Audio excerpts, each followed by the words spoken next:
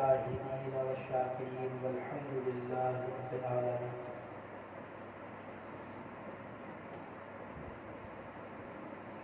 اللہ رب الجلال کا شکر ہے کہ اللہ تعالیٰ نے کچھ دیر کے لیے ہم سب کو اپنی یاد کے لیے جمع فرمایا ہے اور مل بیٹھنے کی توفیق عنایت فرمائی ہے۔ اس دور کے اندر جب ہر چیز جو ہے وہ ہمیں ہوا کی طرف اور حرص کی طرف لے کر جانے کے پیچھے لگی ہوئی ہے، پھر نفس بھی ہے اور شیطان بھی ہے، ان کے حملوں سے بچ بچا کر اللہ رب الجلال نے ہمیں یہاں جمع ہونے کی توفیق عطا فرمائی ہے۔ یہ مقام شکر ہے ہمارے لیے۔ ہمارے ہی ساتھ رہنے والے سینکڑوں لوگ ہیں جنہیں کبھی نماز پڑھنے کی بھی توفیق نہیں ہوتی، ہے تو مسلمان لیکن نماز پڑھنے کی توفیق نہیں ہوتی۔ اللہ کی عبادت کے لیے توفیق ضروری ہے، اور توفیق اسی کو ملتی ہے جسے اللہ رب الجلال منتخب فرما لیتے ہیں۔ مؤذن کا کام دن میں 5 وقت ندا لگانا ہے، صدا لگانا ہے، اذان دینا ہے، اور وہ اپنا یہ کام کرتا ہے، لیکن اس کی صدا پر لبیک وہی کہتے ہیں کہ جنہیں اللہ رب الجلال چن لیتے ہیں اور پسند فرما دیتے ہیں۔ جن کا جھکا ہوا سر اللہ رب الجلال کو پسند ہے ان کو توفیق دے دیتے ہیں۔ خانقاہوں کا مقصد ہی یہ ہے کہ نفس اور شیطان سے مقابلہ کرنا سکھایا جائے، کہ نفس سے مقابلہ کیسے ہو اور شیطان سے مقابلہ کیسے ہو۔ جیسے ہر اسکول کا کچھ نہ کچھ سلیبس ہوتا ہے، ہر کلاس میں بندہ اسٹینڈرڈ وائز جاتا ہے تو سلیبس چینج ہوتا رہتا ہے۔ فرسٹ اسٹینڈرڈ کا الگ سلیبس ہوتا ہے اور سیکنڈ اسٹینڈرڈ کا الگ سلیبس ہوتا ہے، پرائمری کا الگ ہوتا ہے اور سیکنڈری کا الگ ہوتا ہے۔ یہ اصول ہے اور ضابطہ ہے کہ ہر انسٹیٹیوٹ کا، ہر اسکول کا اور ہر کالج کا، ہر مدرسے کا جہاں پر بھی تعلیم دی جاتی ہے ان کا مختلف قسم کا نصاب ہوتا ہے، اور ہر ایک کا نصاب مختلف ہوتا ہے، الگ ہوتا ہے۔ کبھی ایسا نہیں ہوتا کہ پرائمری والوں کو سیکنڈری کا سلیبس پڑھایا جائے اور سیکنڈری والوں کو پرائمری کا سلیبس پڑھایا جائے۔ بندے کو سیڑھیاں چڑھتے چڑھتے منزل تک پہنچایا جاتا ہے۔ تو ان خانقاہوں کا، ہماری ان خانقاہوں کا بھی ایک نصاب ہے۔ یہ 4 طریقے جو ہمیں ہمارے مشائخ دے کر گئے، نقش بندیہ، چشتیہ، قادریہ اور سہروردیہ، تو ہم ان 4 سلاسل کا بھی الگ الگ نصاب ہے کہ بھائی آپ کو یہ والا سلیبس پڑھ کے یہ بھی، اس کا مقصد بھی یہ ہے کہ اللہ تک پہنچنا ہے، اس کا مقصد بھی یہ ہے کہ اللہ تک پہنچنا ہے، اور اس کا مقصد بھی یہ ہے کہ اللہ تک پہنچنا ہے۔ الگ الگ مقصد سب کا ایک ہی ہے، راستے جدا جدا ہیں، طریقے مختلف ہیں، کسی کا ذکر کرانے کا طریقہ مختلف ہے اور کسی کا مختلف ہے۔ تو یہاں کا بھی ایک نصاب ہے، ایک سلیبس ہے کہ بندہ کن چیزوں کو اختیار کرے تو شیطان اور نفس کے حملوں سے بچے اور اللہ کی رضا کو پالے۔ نفس ہم پہ بڑا زور لگاتا ہے۔ جب مجلس ذکر کے لیے ہم گھر سے نکلتے ہیں تو ذہن میں یہ آتا ہے کہ یار فلانی جگہ چلے جاتے ہیں، یار فلانی جگہ چلے جاتے ہیں، اور بھی کام ہوتے ہیں۔ کبھی شیطان اتنی بری طریقے سے پھنسا دیتا ہے کہ بس ایک کام اتنا ضروری نظر آ رہا ہوتا ہے کہ یار یہ کام تو بہت ضروری ہے، لیکن وہ صرف اس کا ایک ہیلا ہوتا ہے، ایک بہانہ۔ اللہ کے ذکر، اللہ رب الجلال بڑے، مؤذن کہتا ہے اللہ اکبر، اللہ اکبر، اللہ بڑے ہیں، اور اللہ نے فرمایا وَلَذِكْرُ اللَّهِ اکبر، اللہ بھی بڑے ہیں اور اللہ کا ذکر بھی بڑا ہے۔ تو اس سے بڑا اور کوئی کام نہیں ہے، اس سے بڑا اور کوئی عمل نہیں ہے۔ تو پھر ایسا کیا کام آ جاتا ہے کہ جو ہمیں ذکر سے روک لے؟ یہ ماحول ہے ہمارا کہ یہاں اگر ہم کچھ دیر اللہ کو یاد کر لیتے ہیں، جس جگہ ذکر کی مجلس کے لیے حدیث پاک میں آتا ہے کہ ذکر کے لیے جس جگہ اللہ کی یاد کے لیے خالصتاً اور اللہ کے محبوب صلی اللہ علیہ وسلم کے ہمیں نعمت کے طور پر نبی علیہ السلام نے اس کا شکرانہ ادا کرنے کے لیے یہ لوگ بیٹھے ہیں، فرمایا کہ اللہ رب الجلال کے آسمان سے محبت کی نگاہ سے اس مجلس کو دیکھ رہے ہوتے ہیں، محبت کی نگاہ سے دیکھ رہے ہوتے ہیں۔ تو یہاں یہ سکھایا جاتا ہے کہ انسان کیسے نکھرے گا، نکھرنے کے طریقے بتائے جاتے ہیں اور نکھرنے کے طریقے سکھائے جاتے ہیں کہ کس طریقے سے انسان کو نکھارا جائے۔ شیخ الاسلام حضرت مولانا مفتی تقی عثمانی صاحب فرمانے لگے، کتنے بڑی شخصیت ہے، ہر کوئی جانتا ہے، فرمانے لگے کہ ہمارے شیخ حضرت ڈاکٹر عبدالحی صاحب عارفی رحمۃ اللہ علیہ عجیب و غریب معارف حقانی بیان فرمایا کرتے تھے، ایسے معرفت کی باتیں کیا کرتے تھے کہ جہاں پر ہمارا ذہن جا ہی نہیں سکتا تھا، یعنی ایسے معارف بیان فرمایا کرتے تھے۔ تو فرمایا کہ ایک دن حضرت نے ایک عجیب بات ارشاد فرمائی اور فرمانے لگے کہ آپ لوگوں نے اکثر دیکھا ہوگا کہ پلاؤ پکایا جاتا ہے تو اس میں چاول ڈالے جاتے ہیں، تو وہ چاول شور کرتے ہیں، اچھلتے ہیں، اچھلتے ہیں، شور کرتے ہیں، ان میں جوش ہوتا ہے، وہ جنبش کر رہے ہوتے ہیں، اندر اچھل رہے ہوتے ہیں۔ جب آنکھ پہ رکھو چاولوں کو تو اچھل رہے ہوتے ہیں اور شور کر رہے ہوتے ہیں۔ تو معلوم یہ ہوتا ہے کہ جب تک اچھل رہے ہیں، ان میں جنبش باقی ہے، یہ شور شرابہ کر رہے ہیں، تو معلوم یہ ہوتا ہے کہ یہ ابھی کچے ہیں، پکے نہیں ہیں، نہ پکے ہیں، نہ ان میں ذائقہ آیا ہے، نہ ان میں خوشبو آئی ہے۔ اور پھر جب وہ بالکل خاموش ہو جاتے ہیں اور بھول جاتے ہیں، پھر ان کا دم نکالا جاتا ہے، جب دم نکل جاتا ہے تو وہ خاموش ہو جاتے ہیں، ان کی جنبش بھی ختم ہو جاتی ہے اور ان کا ذائقہ بھی کھل کر سامنے آ جاتا ہے، اور جب ڈھکن ہٹاؤ تو ان کی خوشبو بھی پھیل جاتی ہے۔ فرمانے لگے اسی طرح انسان کا حساب ہے، جب تک یہ خالی ہے تو یہ بچتا رہے گا، شور شرابہ کرتا رہے گا، میں بڑا ہوں، میں فلانا ہوں، میں فلانا ہوں، لیکن جب یہ اپنے دم کو نکال دے گا اندر سے، جب تک اس کا نفس پھولا ہوا ہے، جب تک اس کا نفس پھولا ہوا ہے، جب تک اس کے اندر یہ باتیں ہوں گی، یار میں تو بہت قابل ہوں، مجھ سے زیادہ قابل تو کوئی ہے نہیں، میں بہت بڑا عالم ہوں، میں بہت بڑا قابل ہوں، یہ باتیں اس کی ذہن میں ہوں گی۔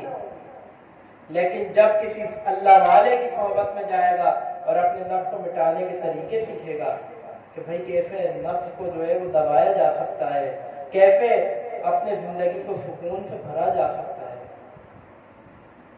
تو اللہ والے جب سکھاتے ہیں تو اس کا دم نکل جاتا ہے، یہ جو نفس پھولا ہوا ہے نا، دم نکل جاتا ہے۔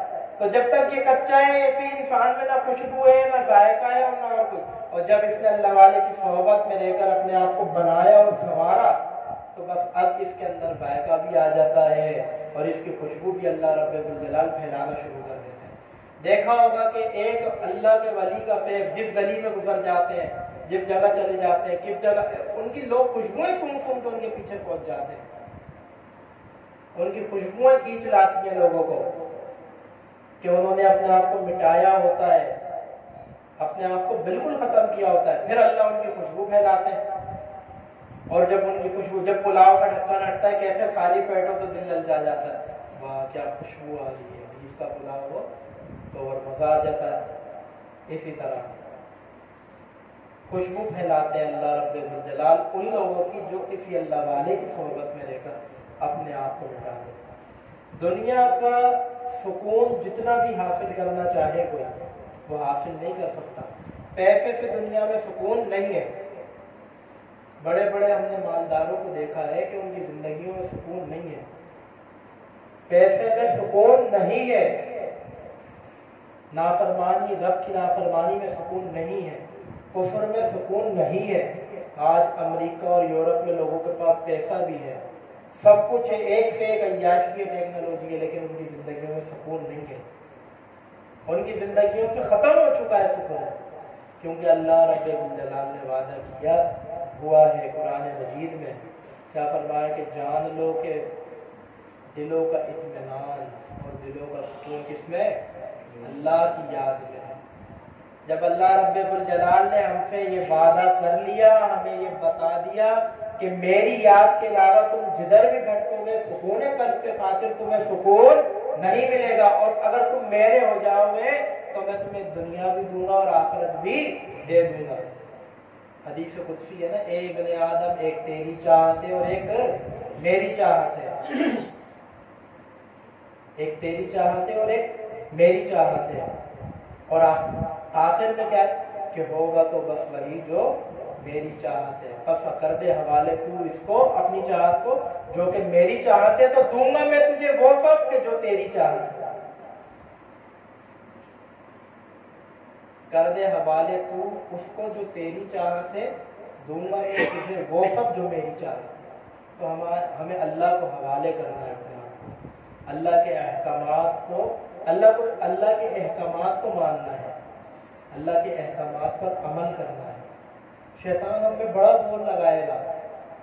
اچھا، جس جگہ ہمیں اچھی بات سیکھنے کو ملتی ہے نا، جس جگہ آپ کو اچھی بات کوئی سکھا رہا ہوگا، اچھی بات سیکھنے کو ملے گی اور آپ کے درجات بلند ہوں گے، آپ کو وہاں نیکیاں ملیں گی، اس جگہ پہ شیطان آپ کو بدبن کر دے گا۔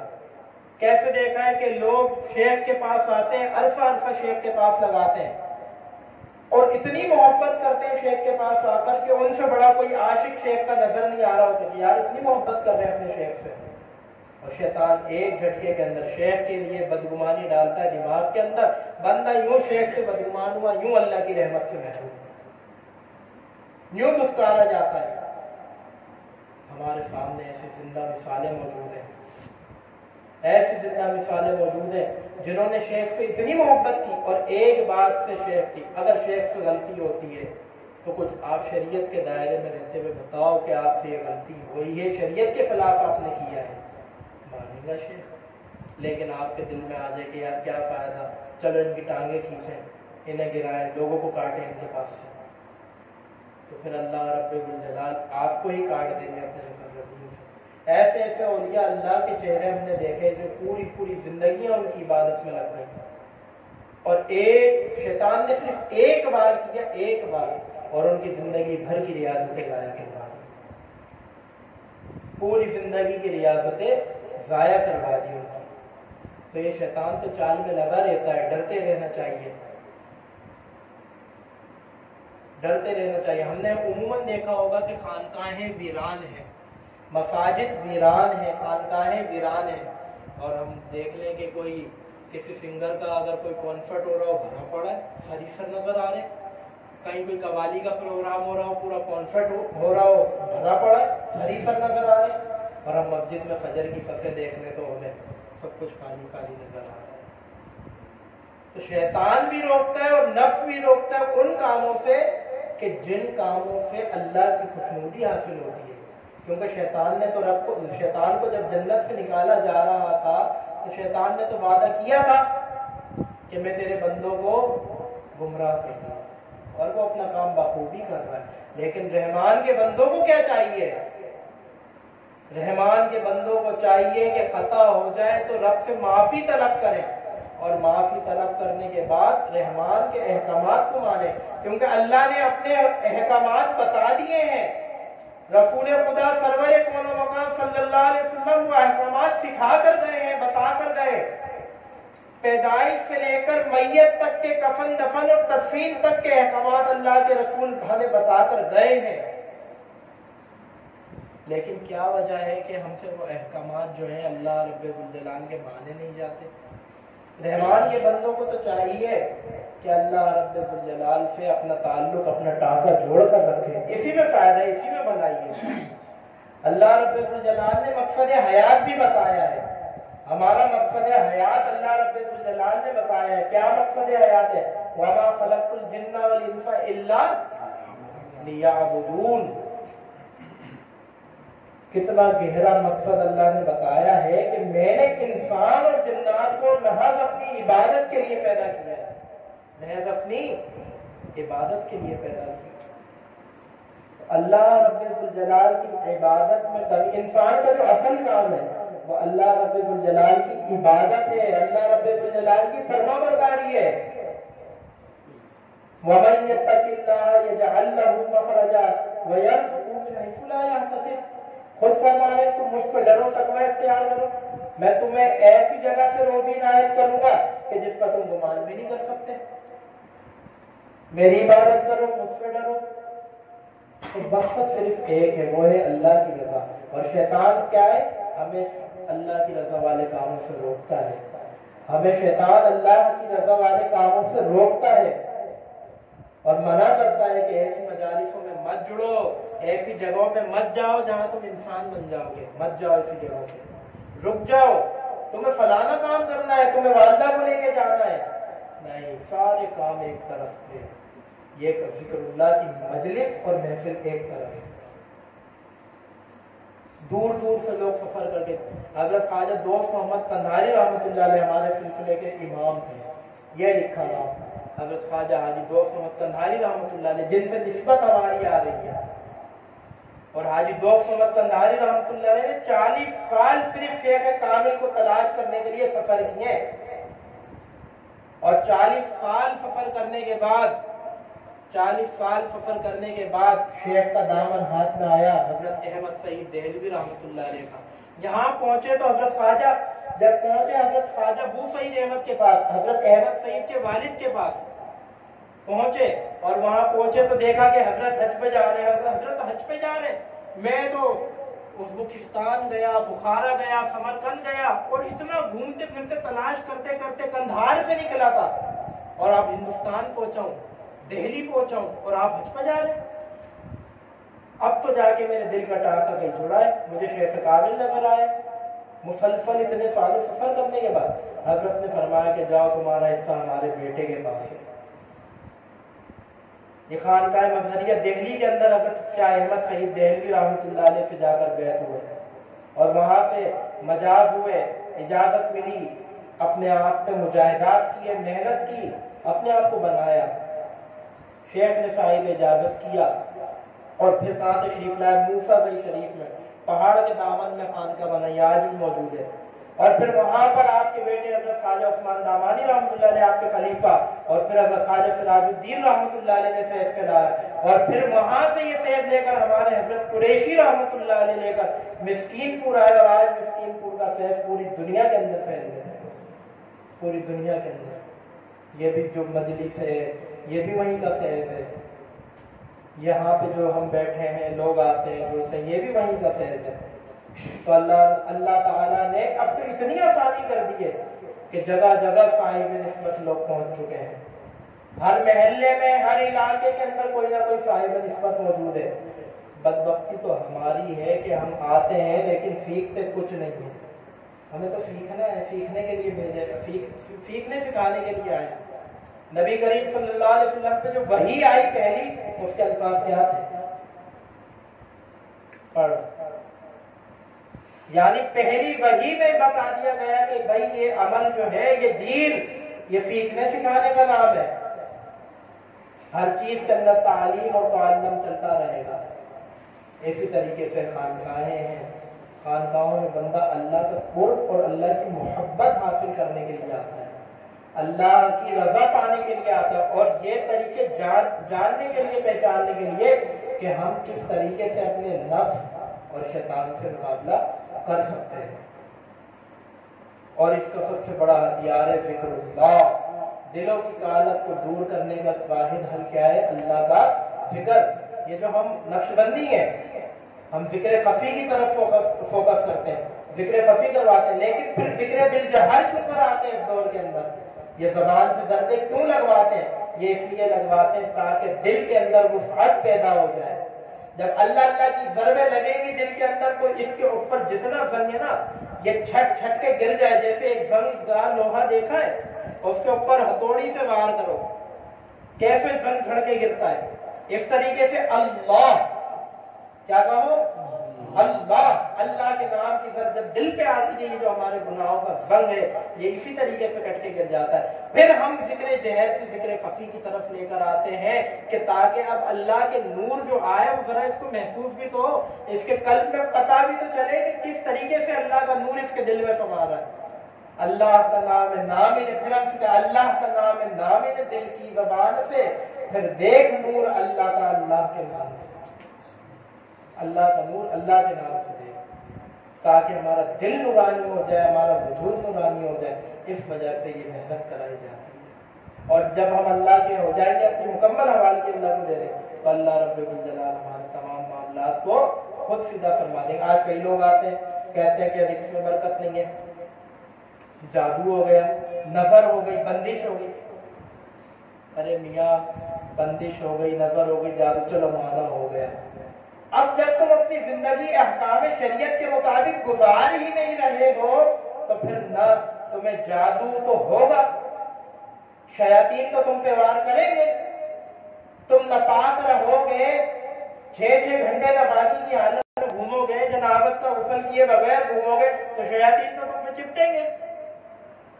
جب تک ہم شریعت سے دور ہیں، جب تک یہ ہمارے ساتھ مسئلے ہیں. جہاں ہم نے اپنے بدن سر سے لے کر پاؤں تک شریعت کو اپنا لیا، ہاں پھر اگر ہمارے ساتھ کوئی مسئلہ ہے پھر تو کوئی وظیفہ کام کرے گا. لیکن ایک بندہ نہ نماز پڑھتا ہے، نہ روزہ رکھتا ہے، نہ شریعت کے کسی احکام پر عمل کرتا ہے، پھر وہ رو رہا ہے، اس پہ کیا وظیفہ اثر کرے گا؟ وقتی طور پہ تو وظیفہ اثر کرے گا، ختم ہو جائے گا، پھر پوری زندگی ایسی کو اور گزارتا رہے گا.